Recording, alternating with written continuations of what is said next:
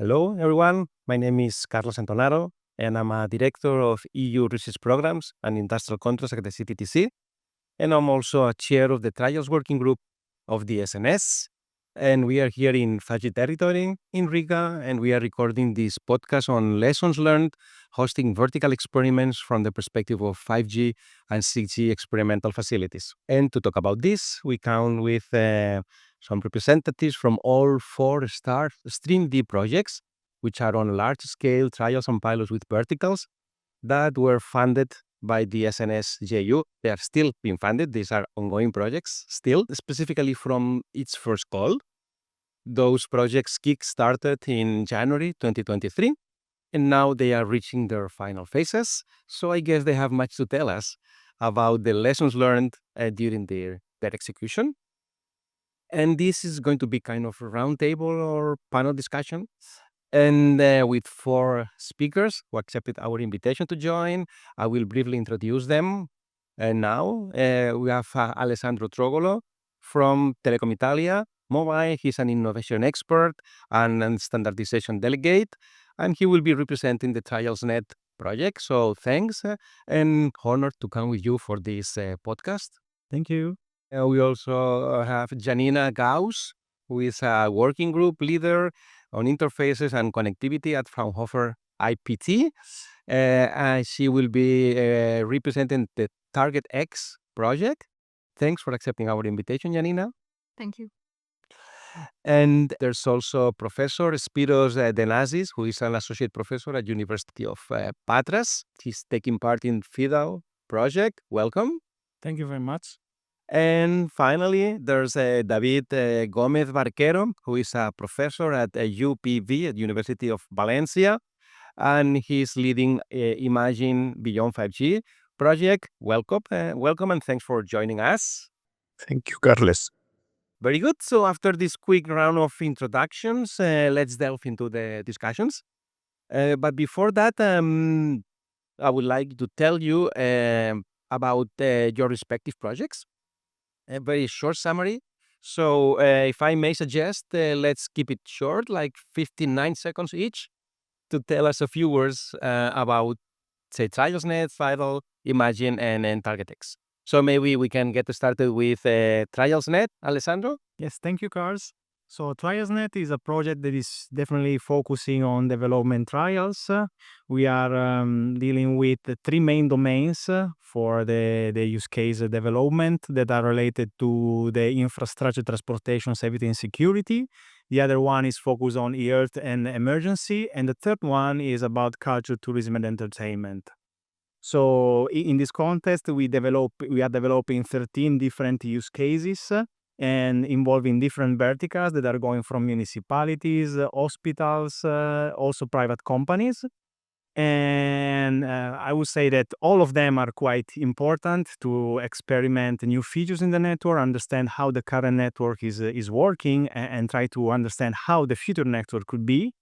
And I would say that we are right in the second phase of the project, and the main achievement so far has been the first trial that has been successfully run at the beginning of this month. So I will report later about this.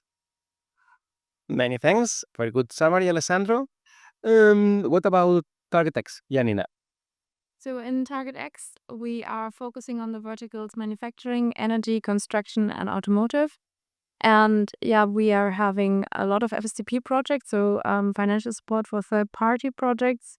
And we just finished the first support program for this first open call, so we have two. And the first support program has now finished. And we had 26 projects in this first open call, first support program. Excellent, many thanks. Spyros. Yes, in FIDAL, we focus on PPDR, vertical and media. Vertical and also combination of them. We have 6, let's say, categories of use cases. And particularly in our test beds, we are going in, just to give you an example, we are going to have digital twins for first responders, XR assisted services for public safety, and also we have advanced media services for big sports areas. the main achievement so far is that we were able to basically automatically deploy a number of services from these verticals, and we have run the first experiments. And finally, we have concluded the first open calls, and now we are about to evaluate the second phase of open calls. Very good. So sounds like lots of work there. All right. Finally, David, what about Imagine Beyond 5G? Yes, so in Imagine Beyond 5G, we cover a wide range of verticals from PPDR, media, e-health, education, transport and logistics, industry, agriculture, and I think that's all of them. We have 4 different facilities, and each facility has even different nodes, so representing or targeting different verticals. And we have had already 2 open calls. The first one is finishing this month and next month with 15 projects. The second open call had another 15 projects, and it's open now, the third one, where we expect again another 15 projects, more or less. Well, it's hard to highlight a single use case, but we have had very successful trials in the port of Valencia and also with the Norwegian defense. Excellent. Many thanks for summarizing the scope of Imagine Beyond 5G. So now let's go ahead with the questions.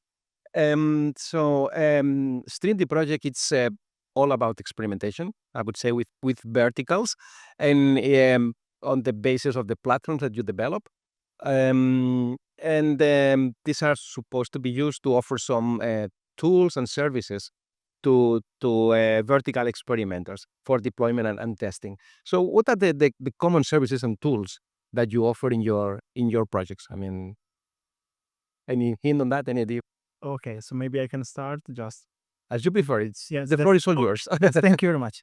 I would say that is a quite heterogeneous field because, as I said before, we are addressing a lot of different types of verticals applications.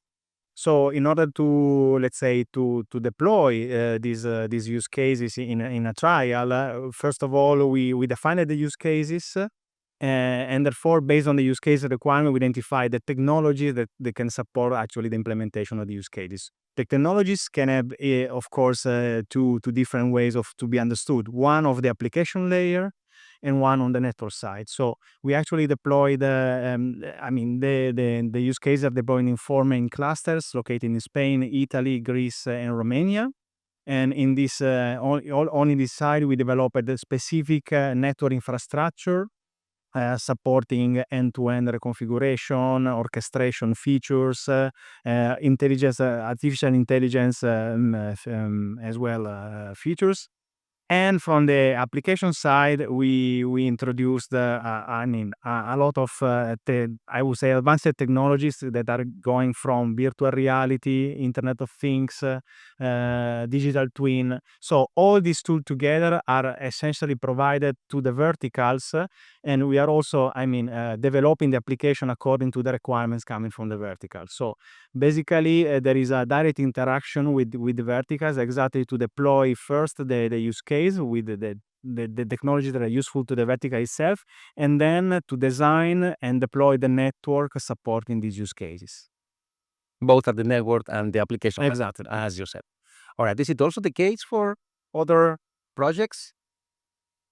Same separation or split, or what are the tools and services that you provide to experimenters? In our case, because we have been supporting experiments since I think 2018. Long time. Yes, long time. I think based on this experience, we have developed a software, open source software, which is called OpenSlice.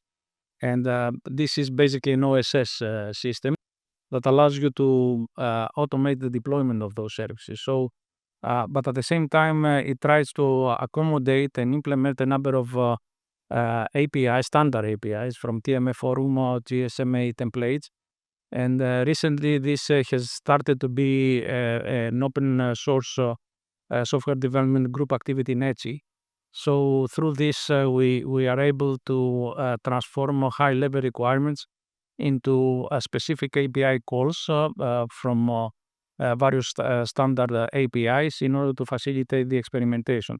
At the same time, we have developed monitoring tools which are very useful for the experimenters in order to be able to affect the behavior of the service while it is running in our test beds. So these are the main tools that are required from the perspective of experimenter in order to support the various types of experiments. OpenSlice and monitoring tools. Yeah. That's very interesting. Yeah, for Target X, we have for each of the FSTP projects, we have a mentoring. So each of the projects does have a mentor that kind of collaboratively with the project kind of helps them to get their use case implemented in our test beds. We do have 5 test beds in 2 locations. So one is the Italia test track in Spain for the automotive domain, and then we have the 5G Industry Campus Europe, where we do have our test beds for manufacturing, edge robotics, energy, and construction. And this diverse set of projects kind of together with the mentors looks at how to integrate into the test beds. And actually that's also the main thing. We offer the 5G network and the relevant environment from the verticals in the test beds, and then help to integrate and support the integration. So for us, most of the open call participants have the first time that they are working with 5G. So that's kind of where we support with the use case implementations and trial execution. Very complementary, I see. David, any other views from your side? So in Imagine Beyond 5G, what we are working mostly, it's on APIs. So we have, as I said, different test beds, and they are advanced 5G private networks for the experimenters or third parties, and we have try to replicate the current trend in public networks to make APIs to ease the use of advanced features of the network for developers. And we have also a number of tools for monitoring, but those are meant for validation, like mostly KPI validation of the application. And in Imagine, we are not working on the application level. So the application comes from the open caller, let's say, and what we do is integrate that or onboard that application into our facilities using APIs. All right, so you are more focused on the network infrastructure, and the application side is provided by applicants to open calls. That's very interesting perspective and very complementary to others that have been, explained a few minutes ago. All right, so now I'm curious because as some of you said, I mean, it's been a while in some cases that you've been running experiments in 5G, beyond 5G and 6G networks.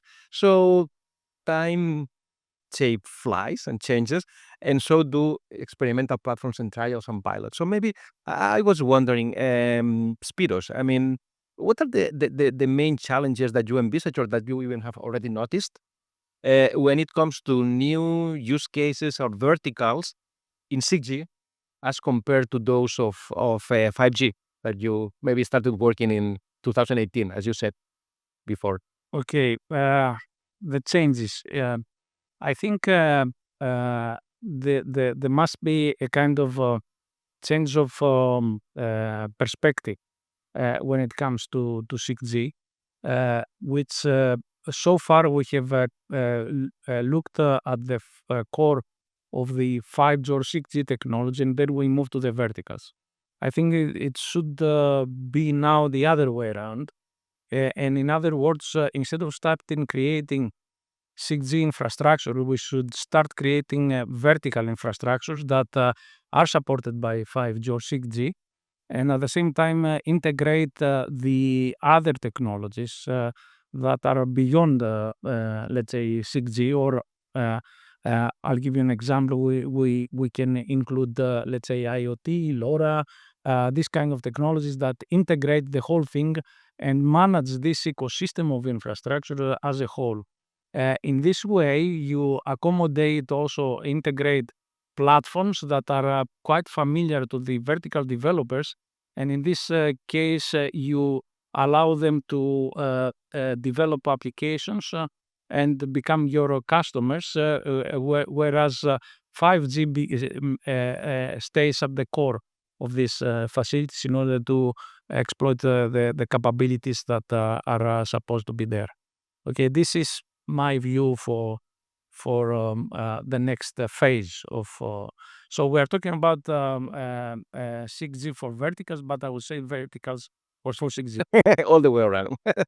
That's good to know.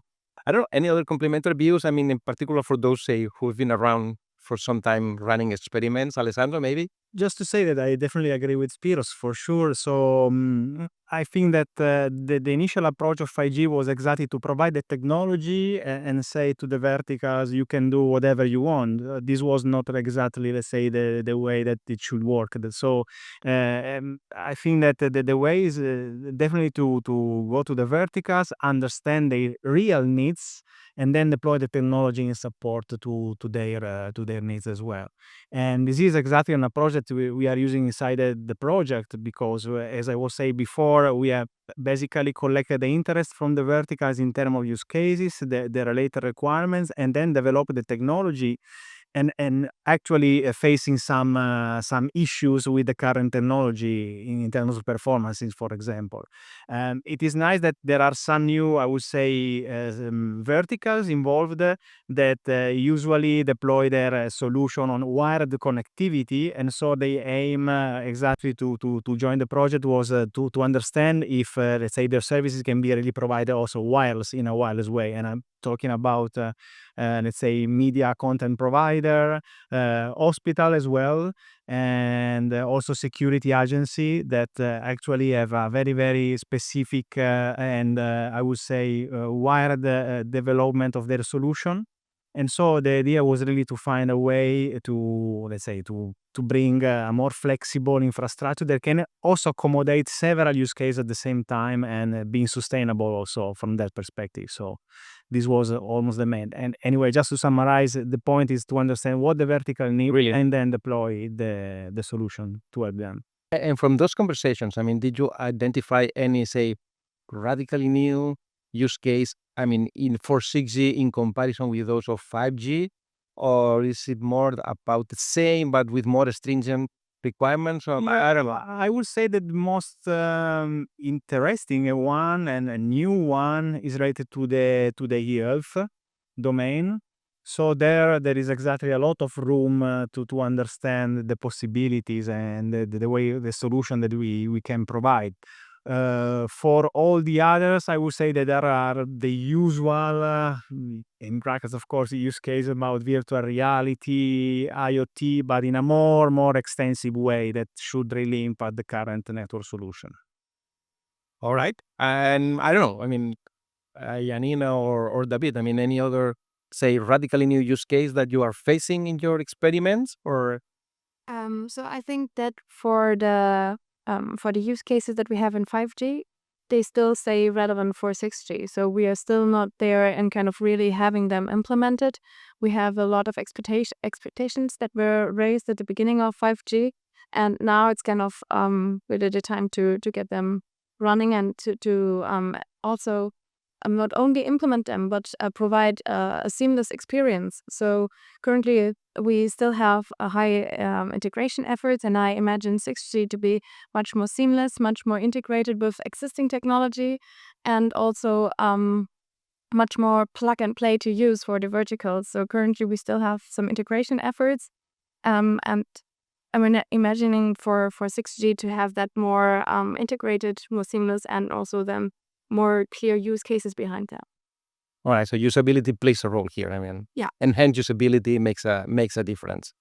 Yeah, absolutely. And then, of course, fulfilling the expectations that we have for 5G. Yeah. That's very good.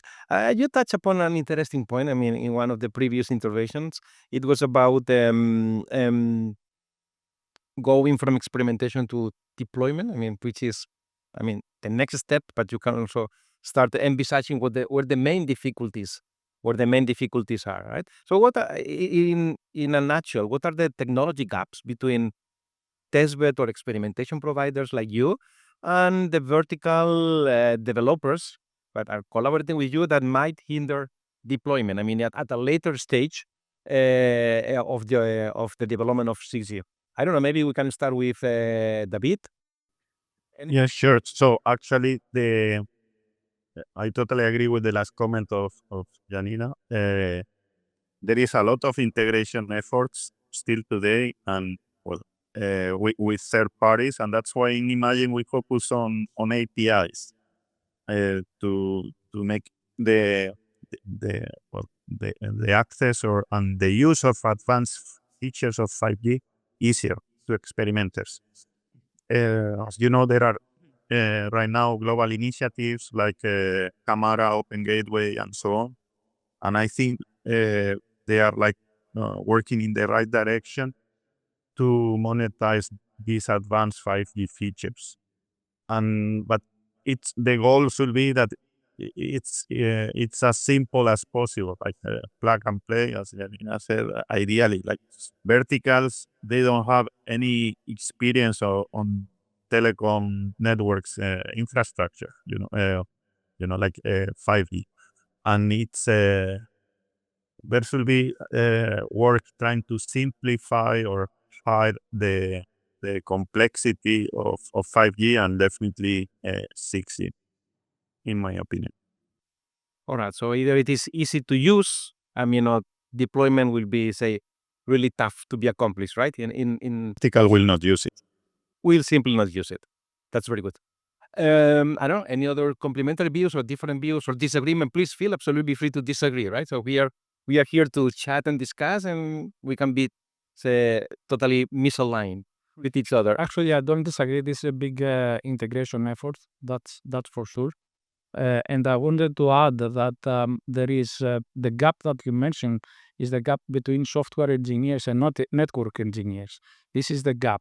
So in our case, it took us a lot of time, in particular in the StreamD project, to collaborate with the vertical application providers to transform their application in a way that is easily deployable for the 5G testbed.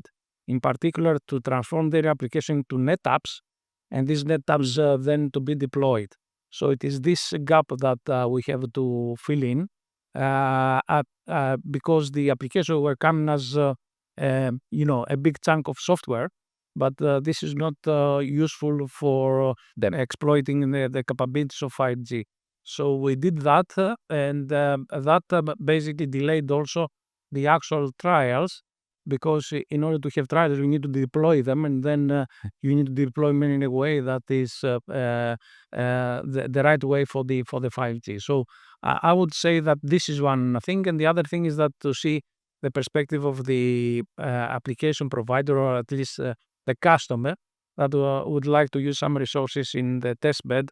So how to transform high-level requirements that into low-level API calls that configure the end-to-end path.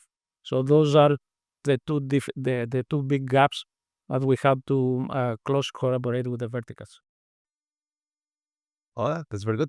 So it's about integration and APIs, and also transforming high-level requirements into low-level requirements for the network. That's a good thing. Interesting to know. And there's one thing that intrigues me. I mean, you mentioned, in all your projects, there's part of the budget which is reserved for experimenters. To take part and to join the project via the open calls, to run, say, additional experiments, or even provide additional experimentation platforms, right, to be used in the project. Can you tell us a few words about the profile, of participants in those open calls? Is it mostly about large companies, or is it about SMEs, academia? representatives from the vertical sectors, or it's a mixture of all of them, or some of them dominate? It could be, say, radically different in your project. So I think it would be good to go around the table and tell us about your perspectives, potentially different perspective. Let's see what they tell us. I don't know. David, maybe we can start with you.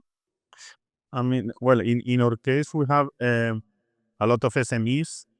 There are a number of them which are like already part of the community, you know, and they are familiar with all, well, European projects and so on.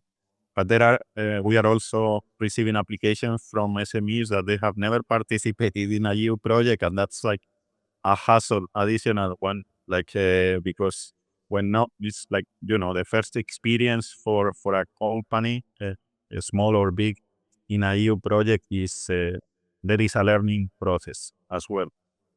But we had the commitment to allocate 50% of the budget to SMEs, but we haven't had to do anything because always in the ranking process, automatically there were like 60% or I think even more of SMEs. All right. So many SMEs, majority of SMEs, be them, say, already used to participating in project or even new ones. Exactly. Yes.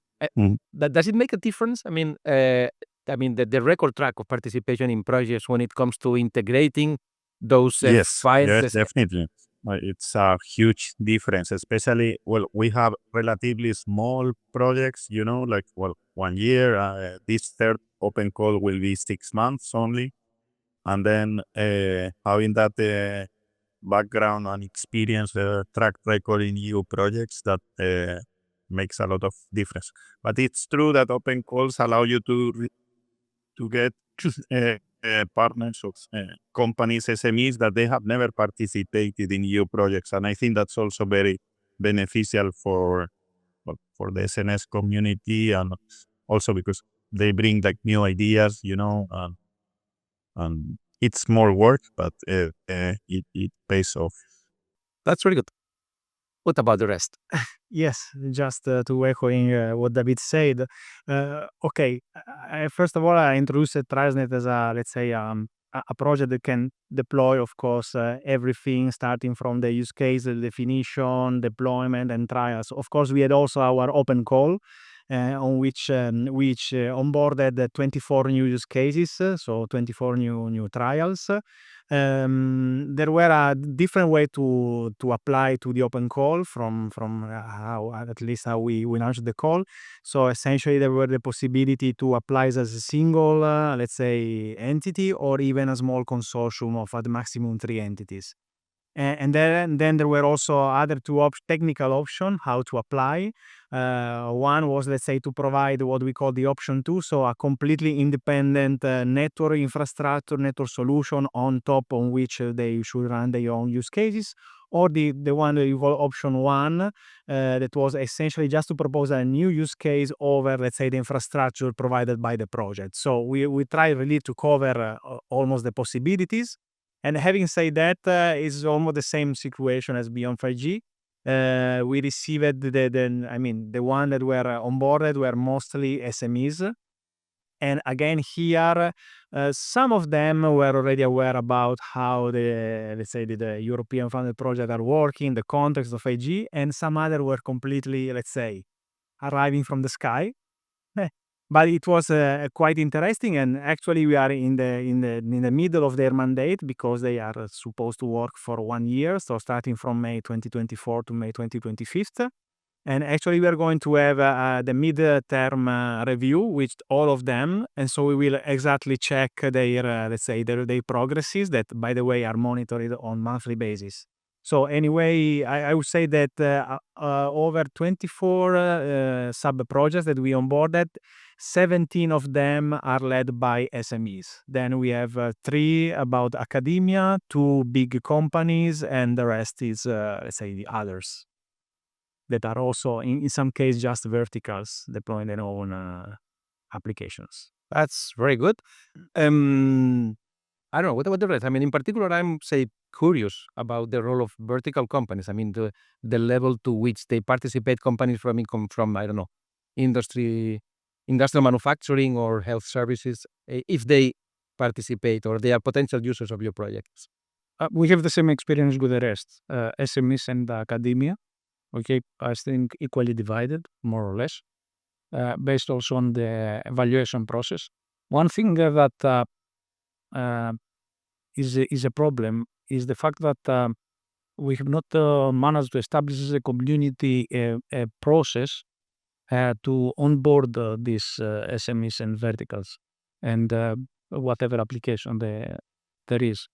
And that is, I think, a field where we need to improve ourselves, because we are going through a lot of feasibility, let's say, checks, webinars. There should be, I would say, a webinar as an SNS community that respects specific processes, and in order to invite these people, then we will be more serious about how to accommodate these people and maybe attract additional one parameters. Yes, I think the attitude from the SMEs that they are not very familiar to 5G or 6G is they look at it as a black box, okay, and they just want to run their application. It doesn't work like this.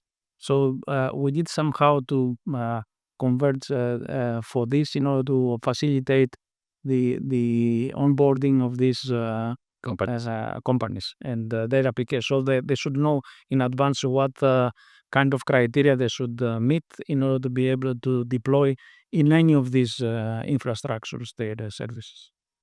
Yeah, for Target X, we also have mostly SMEs. So our first open call was completely focused on SMEs. So only SMEs were allowed to apply. The second open call was open to also universities, research centers, and larger companies. And what we have seen from the first open call is that most of them are coming from verticals. So we have also kind of the topics that they applying to are coming from the verticals, and we also had more technical ones, but are more 5G, 6G focused ones. The other ones are of course also technical. But the main part is coming from the verticals, and what we see there is that they are actually focusing on their applications, kind of extending their applications to work with 5G, extending platforms to work with 5G. So they are their focus is on solving verticals problems, and as you said, it's kind of using 5G as a means of communication, and also for them a lot of benchmarking is going on. So understanding, can I use the technology for my application, or what is perhaps missing, but is that usable for me? So that's the first test, or for many of them it's the first test. And for the first open call we had, so we have quite small projects, 7 months, and the second open call will be 9 months. So we have them a large portion or a large number of entities. So in the first open call 33, and then the and then in the end we will have had 98 entities testing, and all of them kind of being integrated. All right. So in summary, I mean, SMEs play quite a substantial role in those projects. In some other cases, there are also vertical companies joining and experimenting, plus few academics and large companies also taking a role there. All right. So I would like to make maybe a final question to you, because you've been running experiments for quite some time, and as you go, I mean, there are, say, lessons that you learn from those experiments, maybe technical or non-technical ones. I mean, this technology works, this other technology does not. So I don't know, maybe regulation plays an important role when it comes to, say, deploying networks, say, on the streets or whatever. Anything. I mean, anything that you didn't know from the very beginning, that you started running trials and pilots that you learned as you go, which could be maybe useful for other, say, projects starting their trials and pilots in the coming months and years. I don't know, maybe we can start with David. Any lesson learned? There are many lessons learned. So I realized that. Mhm. there are many lessons learned, but in the like managing open calls, and then Non-technical, that's perfect. not non-technical, I have to say. And also we have discussed it a bit, but the challenge of having like a third party, that they didn't know about the proposal, you don't know them, you have never collaborated with them, and then you have to say, okay, let's integrate your technology, application, whatever. It's a learning process, and you have to do it yourself. It's not I could give some tips, but I don't know, it's like driving. You have to learn yourself. Nobody else can tell you. It's because in Imagine we have 3 open calls. We clearly see that we are improving, like now with the second with respect to the first one, and now with the third one. And it's it's an experience, but it's a lot of work, I have to say. All right, so it's the importance of training open callers from the onset, right? Yes, definitely. Sure. That's pretty good. I don't know. Take the floor. I mean, Yes, just again to agree with David. So the paradox is that in a technical project, the most impacting, let's say, and unexpected stuff came from the non-technical stuff. One was for sure the open call. So we were not, let's say, envisaging such a lot of effort really first to, let's say, prepare the call itself, because we were, targeting a specific use case with specific requirements at least. And after, let's say, managing the open call. So, the project that has been onboarded. And the other point that I think that is quite, it was quite surprising, at least personally, but also for the consortium, since all our use cases are involving users, the ethics aspects was something that we actually were not considering at the beginning. So we really need, let's say, to reconsider completely our approach to the use case, also to take into account these ethics aspects. And so, these were the most two non-technical issues. For the technical one, the usual business, when you integrate stuff, etc., you will always face issues that anyway, at the end, you can find a way to solve them. all right. So it sounds, I think, from your, say, interventions, open calls, brought you some, say, headaches, if I remember. Of course, also successful results, for sure. For those who are not that familiar, the percentage of budget allocated to open calls, it was For us, 40%. 40%. Yeah. So it's very substantial, with respect to the... I think it was at later stages called 2 projects. I think it was reduced, to 20, if I remember correctly. The just was 0. The third column. Yes. Lucky's one. All right. So, I don't know, Spyros, Janina, anything that you would like to add about lessons learned, technical or non-technical? Yeah. Okay. We have identified that integration or at least accommodation of all these experiments requires a lot of effort. Okay. And therefore, you need tools in order to be able to, let's say, speed up this process and reduce the time to have the application of the vertical ready for experimentation. For us, it was also a big question about, let's say, the reliability of our testbed, because initially we built that from off-the-shelf tools and open source software.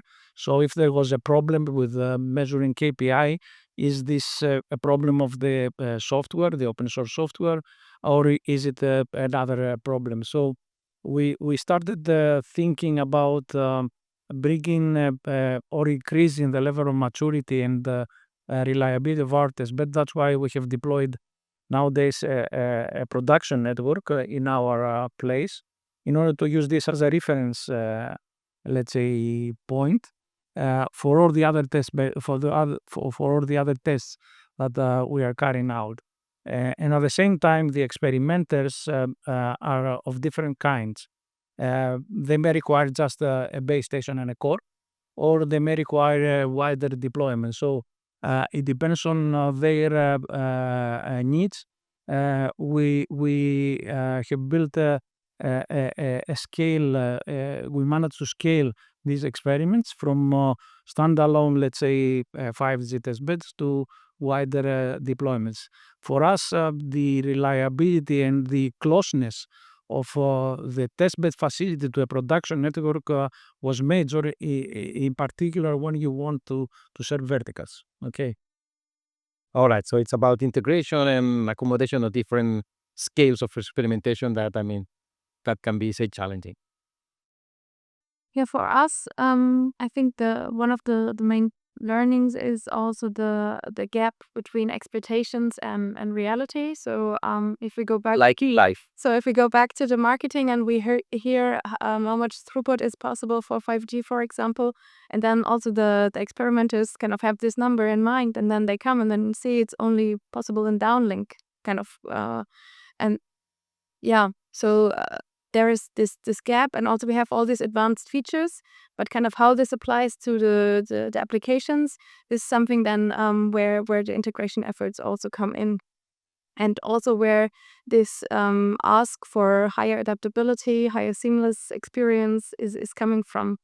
And but in the end, kind of what is the interesting part or the achievement is kind of how much we are able to enlarge the ecosystem with having so many different applicants from different verticals. So manufacturing, energy, construction, automotive, so very diverse verticals, and also integrating them into the ecosystem towards the 5G, 6G development. All right, that's an interesting view. Making the family bigger, can be very rewarding. And this is one of the, say, goals of those, say, Stream-D projects. So very interesting views, I have to say, very complimentary. And I think, say, they will be really enlightening, not only to our audience, but also to, say, future experimenters under the umbrella of the SNS joint undertaking or other, say, national programs. I think thanks for sharing your views once again. And I have to say that the story goes on, right? Those projects from Call 1, they are coming to an end, more or less. But there will be others. Stream-D projects that have been funded by the SNS joint undertaking. Since those 4 ones started, there were 2 in Call 2, a few more from Call 3, which will be starting January next year.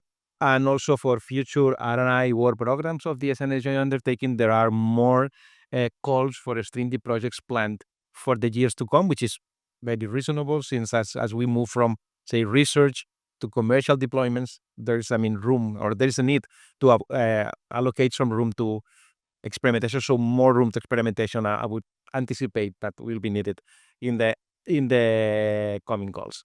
So I think that's all from our side, I would say. So once again, let me thank the speakers for your contributions and lively discussions today. Many thanks for this, and also to our audience for listening. And with this, I can say we are closing this panel discussion, this podcast, and for all of you, have a good day. Thank you. Thank you very much, Carlos. Thank you. Bye-bye. Thank you. Bye-bye. Bye, everybody. Ciao.